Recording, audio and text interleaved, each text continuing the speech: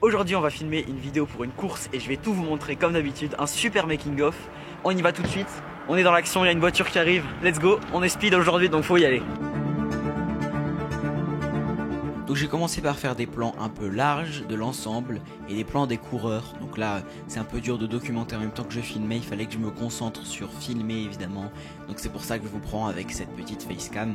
Donc je filmais mes plans tranquillement avec des plans très sympas au stabilisateur. J'ai même pu expérimenter le fait de courir à côté des coureurs, j'étais choqué, c'est juste génial. Le résultat est fantastique. Ok, donc là on va essayer de faire des plans de plus en plus serrés, donc en commençant par du large, on met le contexte, on met l'endroit, et plus on va avancer dans la genre de pub, dans la vidéo de la course, plus on va avoir des émotions, des regards.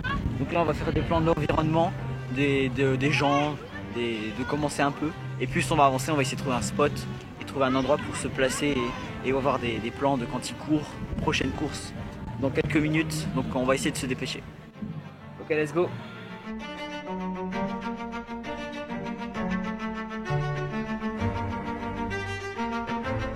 Nickel. Donc là je repère un peu la trajectoire que je vais faire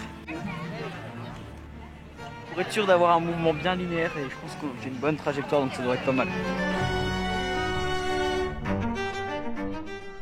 Donc je fais mes plans tranquillement des coureurs. Je vais le dire souvent mais c'est pas évident de documenter en même temps que je filme une vidéo pour une course. Donc mon idée c'est de faire des plans épiques en suivant les coureurs avec un peu l'ensemble. Donc rien de très compliqué finalement, des plans assez simples. Et donc c'est comme ça que j'ai filmé. Je fais des plans ras du sol pour avoir un peu des contre-plongées, des plans en plongée et justement aussi des travelling. Et ça donne un résultat qui est vachement sympa.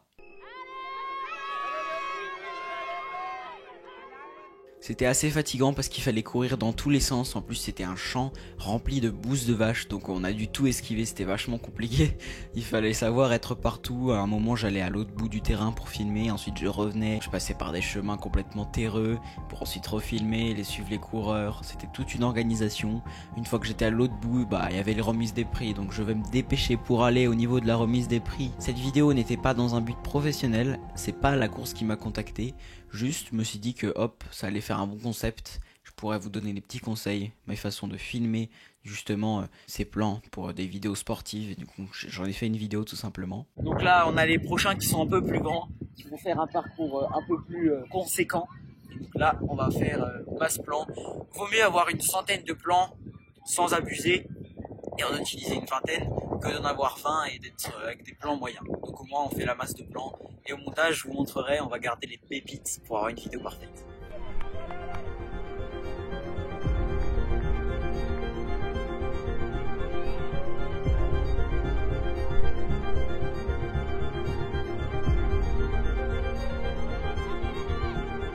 Et c'est à peu près tout ce que je peux vous décrire parce que tout simplement, pour résumer, je suis allé sur place, j'ai filmé les coureurs et j'ai ensuite tout assemblé en fait. Simplement, il n'y a pas besoin de plus, on aurait pu faire beaucoup plus mais le temps était très limité. Et comme c'est pour un exemple YouTube, voilà, si c'était pour des clients j'aurais peut-être fait encore plus de choses. Mais là, dans ce sens-là, j'ai fait des plans des coureurs, des plans de l'ensemble. Et je trouve que c'est suffisant pour ce genre de course. Voilà, je vous laisse avec des choses que j'ai réussi à dire en même temps que je filmais. Et ensuite, je vous montrerai donc comment j'ai monté. Donc je profite d'avoir un petit moment libre pour vous montrer le matos que j'ai utilisé. Donc on commence par la config. Je vous en parlerai sûrement dans une vidéo prochainement. C'est ma config habituelle. Donc le Canon R50, là j'ai mis un 18-45 mm. J'ai aussi emmené mon gros objectif, mais pour l'instant j'en ai pas eu le besoin. Filtre ND-KF Concept. Ensuite, on a le stabilisateur, donc le Sniper Webuild 3E de Zhiyun. Donc j'ai tout équipé. Là, on est vachement bien et j'ai pu courir à côté des coureurs, c'est vachement sympa. Donc ça, c'est au niveau de la caméra. Ensuite, j'ai mon sac, donc dedans, j'ai bien organisé. Je vais devoir le salir, mais j'ai ça au cas où pour le making of, un petit truc GoPro, mais je pense pas qu'on l'a utilisé. La batterie externe de mon cadreur. Ensuite, on a le Sony RX100 là, mais on n'en a pas eu besoin pour l'instant. Et là, changement d'objectif ici, kit de nettoyage. Et en fait, j'ai pris l'essentiel, le plus simple. Et ça suffit, hein. J'ai juste utilisé la cam là. Je vais devoir changer de batterie, mais c'est tout. Donc config assez efficace. Et puis voilà, je pense qu'on va encore faire quelques plans, des arrivées, des départs. On va faire encore les podiums et ensuite on aura une bonne vidéo. Du coup, on retourne sur le site pour aller faire les remises des prix et encore quelques départs. Comme j'ai dit avant, vaut mieux plein de plans, une sécurité en plus. Là, j'ai fini de filmer les plans, la course est finie. C'était pas évident de tout vous documenter parce que évidemment, une course comme ça, faut être partout, faut courir partout, donc c'était pas évident. Mais du coup là, on a un bon résultat. Je pense que je voudrais compléter avec la voix off, avec même du facecam. Je vais maintenant vous montrer comment je fais la partie montage. Du coup, on se retrouve à la maison pour ça. Donc j'ai déjà bien avancé sur le montage, j'ai déjà fait un dérush plus plusieurs choses.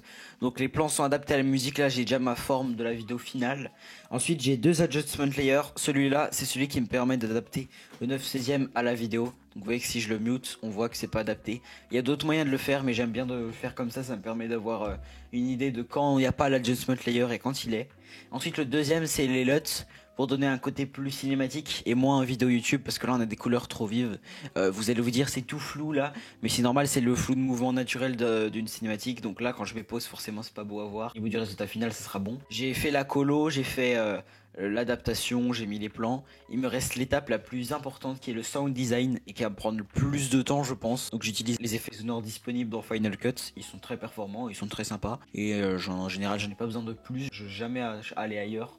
C'est super pratique pour ça. Donc je vais faire le sound design et voici la gueule de la timeline après le sound design et au final au montage terminé. Je vais maintenant vous laisser du coup avec le résultat final de la pub.